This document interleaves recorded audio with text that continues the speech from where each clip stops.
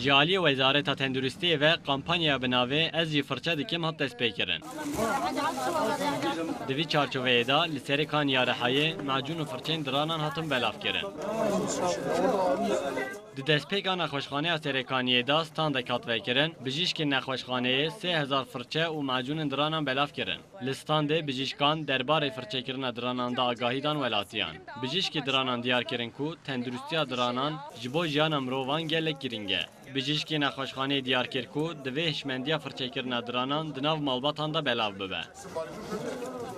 Bi vî mebestê ev kampanya hatiye destpêkirin. Welatiyên ku firçe û macûn standin spasiyên xwe anîn zimên. Ceynapları devlet hastanesi'ydi ve kampanya van desteklemiştik.